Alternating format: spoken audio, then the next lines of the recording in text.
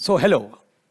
Today, the lecture is based on the very interesting and most important topic of body fluid and circulation.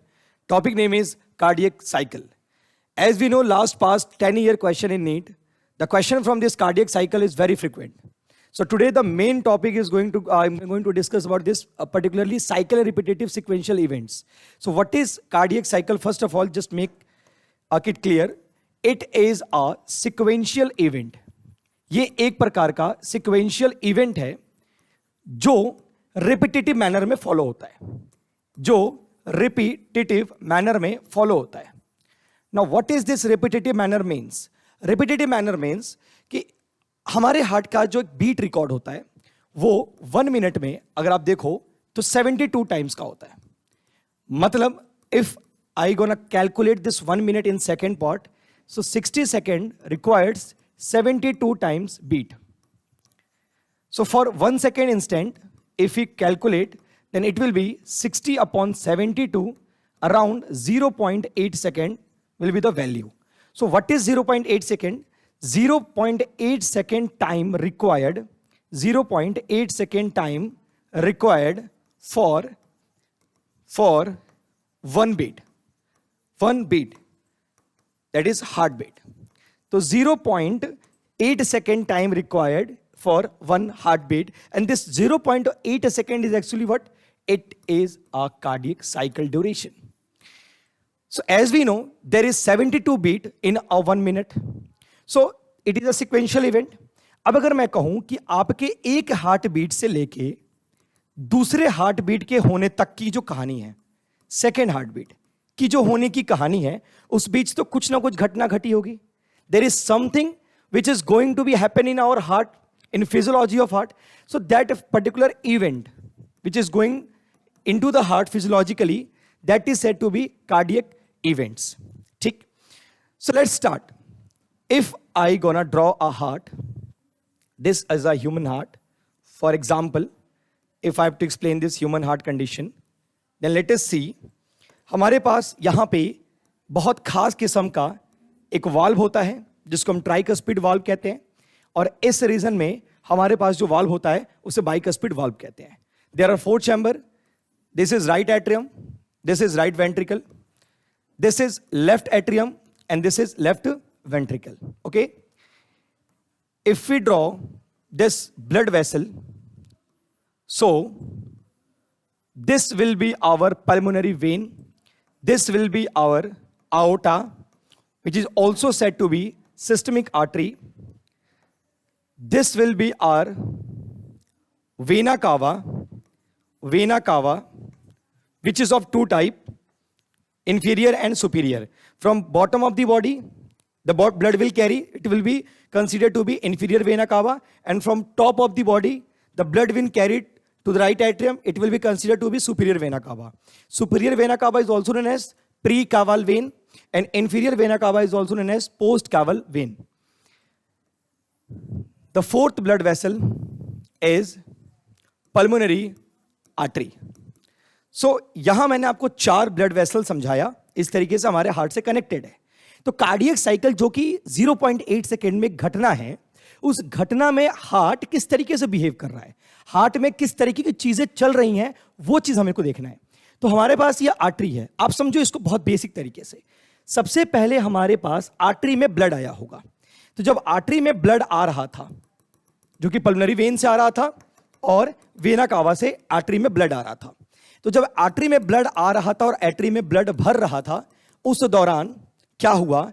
70% खून, 70% जो blood था वो बिना किसी effort के, बिना किसी एनर्जी के इन्वॉल्वमेंट के डायरेक्टली ऊपर के चैम्बर से होते हुए नीचे के चैम्बर में पहुंच गया. आप इसको ऐसे भी समझ सकते हो कि हमारे पास 2 चैम्बर है. कोई चीज है जो मैं ऊपर वाले चैम्बर में रख रहा हूं, यहां नीचे का चैम्बर है, ऊपर और नीचे के बीच में गैप है, तो जाहिर सी बात है मुझे उसको नीचे पहुंचाने के लिए एफर्ट मारने की जरूरत नहीं है, वो ऑटोमेटिकली ऊपर से नीचे शिफ्ट हो जाएगा. तो यहां 70% यानी कि 70% ब्लड जो है वो आर्टरिया से वेंट्रिकल में खुद ही आ जाता है. तो इस 70% को हम कह सकते हैं पैसिव फिलिंग. इसे हम कहते हैं पैसिव फिलिंग. अब इस पूरी कहानी को मैं एक बार अगर सरफेसली समझाऊं तो देखिए होता क्या है. हम अपने नॉर्मल मसल्स के कंडीशन में कॉन्ट्रैक्शन और रिलैक्सेशन जैसे शब्द का इस्तेमाल करते हैं, but in case of heart the contraction term is been replaced by systole term and relaxation term is replaced by diastole term. बाकी मतलब बिल्कुल सेम है, सिस्टोल ही कॉन्ट्रैक्शन है एंड डायस्टोल ही रिलैक्सेशन है। इसको मैं बहुत इजी तरीके से अगर समझाऊं तो सिस्टोल मीन्स सिकुड़ना, डायस्टोल मतलब फैलना होता है। ठीक, तो अब देखिए, सबसे पहले आर्टरी पे जब ब्लड होगा आर्टरी के अंदर, तो आर्टरी पूरी तरीके से रिलैक्स्ड है या आर्टरी पूरी तरीके से रिलैक्स्ड है? आप देख पा रहे हैं पूरी तरीके से रिलैक्स्ड है। लेकिन जैसे 70% ब्लड वेंट्रिकल में पहुंचेगा तो वेंट्रिकल भी अब क्या हो रहा है? वेंट्रिकल भी रिलैक्स्ड हो रहा है, क्योंकि वेंट्रिकल भी फिल हो रहा है, एट्रियम पहले से फिल था। लेकिन फिर हुआ क्या, जैसे वेंट्रिकल फिल हो गया, वेंट्रिकल ने आवाज लगाई आर्ट्रियम को कि भाई देख, ऐसा है कि मैं भर चुका हूं, लेकिन 70% ही भरा हूं, क्योंकि तूने मुझे 70% ही ब्लड दिया है, अभी भी 30% की कहानी बची हुई है। तो एट्रियम बोलता है भाई देख, ऐसा है मैं 70% तो बिना एफर्ट के तुझे दे चुका हूं, अब 30% के लिए मुझे एफर्ट मारना पड़ेगा। वो कैसे मारूं? तो वेंट्रिकल उसे याद दिलाता है कि भाई तू टेंशन क्यों ले रहा है, तुम्हारे पास तो एक बहुत ही प्यारी चीज है, उसको हम बोलते हैं नोडल टिश्यू। वो नोडल टिश्यू तुम्हारे पास तो है, कौन कौन सा? SA node and AV node.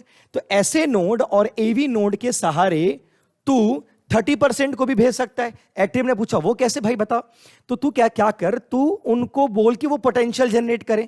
जब वो पोटेंशियल जनरेट करेंगे तो तेरे अंदर भी पोटेंशियल आएगा, तू कॉन्ट्रैक्ट कर सकता है, और अगर तू कॉन्ट्रैक्ट कर सकता है तो तेरे अंदर कॉन्ट्रैक्शन की वजह से रेस्ट 30% भी ऊपर से नीचे पहुंच जाएगा। तो मैं 100% फिल हो जाऊंगा, क्योंकि 70% तो तूने बिना एफर्ट के ही फुल कर दिया मुझे, 30% में तुझे एफर्ट करना पड़ेगा। एट्रियम को यह बात समझ आ जाती है और एट्रियम तैयार हो जाता है। एट्रियम कहता है ओके मैं तैयार हूं। तो एट्रियम ने 30% ब्लड के लिए कॉन्ट्रैक्शन करना चालू किया। तो इवेंट में एट्रियल सिस्टोल पिक्चर में आता है। तो जब एट्रियल सिस्टोल हो रहा था, मतलब एट्रियम इस तरीके से सिकुड़ रहा था। आपने बचपन में बलून जरूर खेला होगा, बलून से आप देखते हो जब बलून को ऊपर से प्रेस करते हो तो नीचे वाला एरिया फैलता है, फिर नीचे से प्रेस करोगे तो ऊपर वाला एरिया फैलता है। तो ये क्या है? ये यही है प्रेशर का शिफ्टिंग। तो इस तरीके से एट्रियल सिस्टोल हुआ। एट्रियल सिस्टोल होने में जो वक्त लगता है वो 0.1 सेकेंड का टाइम लगता है। तो 0.1 सेकेंड में 30% ब्लड वेंट्रिकल में पहुंच गया। अब वेंट्रिकल खुश हो चुका है कि उसके पास जितना ब्लड चाहिए था उतना ब्लड पहुंच गया। लेकिन उस टाइम पे हो क्या रहा था? उस टाइम पे ये जो वाल्व है हमारे, ट्राइकस्पिड और बाइकस्पिड, ये सब के सब वाल्व खुले हुए थे। क्यों खुले हुए थे? क्योंकि ब्लड ऊपर से नीचे चैम्बर में आ रहा था। तो ब्लड आ रहा था, इसलिए वो दोनों के दोनों वाल्व आसानी से खुले हुए थे। लेकिन उसी टाइम पर दो और वाल्व हैं, दो अलग अलग जगह पर, हालांकि वाल्व एक ही है बट जगह अलग अलग है। एक हमारे पास अओर्टा का वाल्व और एक हमारा इस तरीके से ये पल्मोनरी आर्टरी का वाल्व। इस वाल्व को हम कहते हैं सेमी ल्यूनर वाल्व। ये वाला जो वाल्व है ये बंद हो चुका था। क्यों बंद हो चुका था? क्योंकि जब खून वेंट्रिकल में आया तो ये इस वाल्व के रास्ते तो आ रहा है, बट अगर ये दोनों वाल्व बंद नहीं रहते पहले से तो वेंट्रिकल का खून तो फिर इस पाइप के थ्रू और इस पाइप के थ्रू कहीं कहीं और चला जाता, जो कि नहीं जाना चाहिए था। क्योंकि फिलहाल हमें ये रिक्वायरमेंट है, वी नीड कि ventricle should be filled completely at first, वो कहीं और ना जाए, वो पहले भर जाए। ये हमारी पहली प्रायोरिटी होनी चाहिए, इसलिए हमने इनको बंद करके इसे खोल रखा था। यहां तक की चीजें तो बहुत क्लियर हो चुकी होंगी। अब सवाल होता है कि सर इसको तो पिचका के 30% भी खून मंगा लिया, अब वेंट्रिकल की बारी है। तो अब वेंट्रिकल धीरे धीरे कॉन्ट्रैक्ट करेगा, क्योंकि अब उसे खून जो है इस रास्ते और इस रास्ते बॉडी के अलग अलग हिस्सों में पहुंचाना है।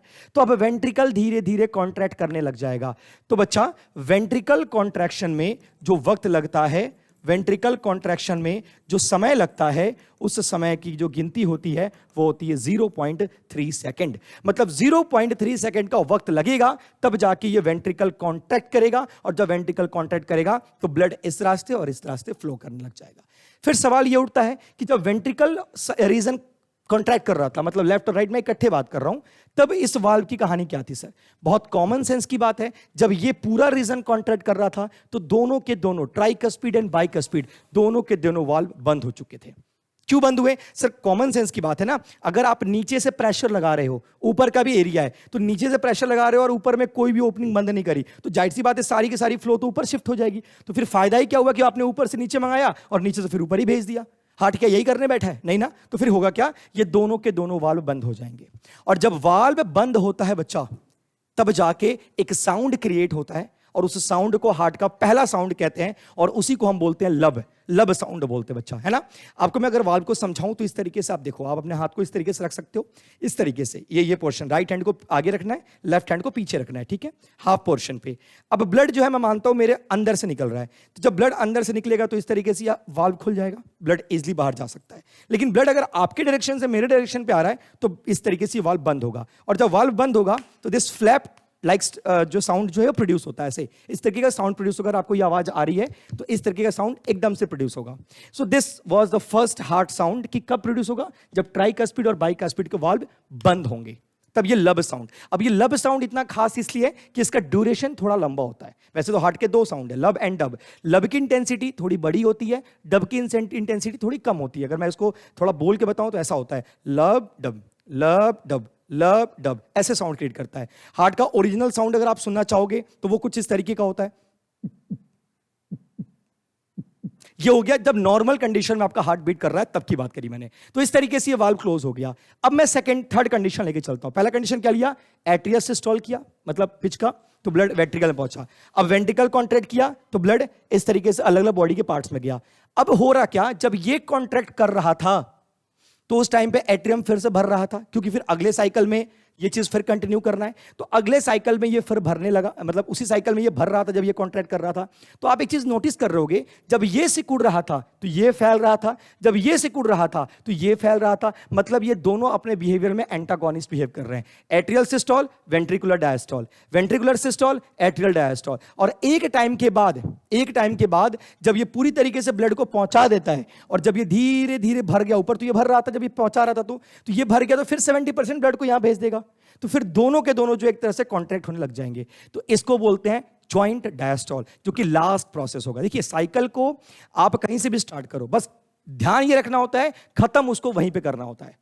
जैसे आपने बचपन में वाटर साइकिल पढ़ा होगा, फॉस्फोरस साइकिल पढ़ा होगा, कार्बन साइकिल पढ़ा होगा। तो साइक्लिक प्रोसेस का यही मतलब होता है कि तुम किसी चीज को अगर कहीं से स्टार्ट कर रहे हो तो उसका अंत भी उसी पॉइंट पर होना चाहिए, तभी जाके वो साइकिल कंसीडर हो पाएगा, ठीक है।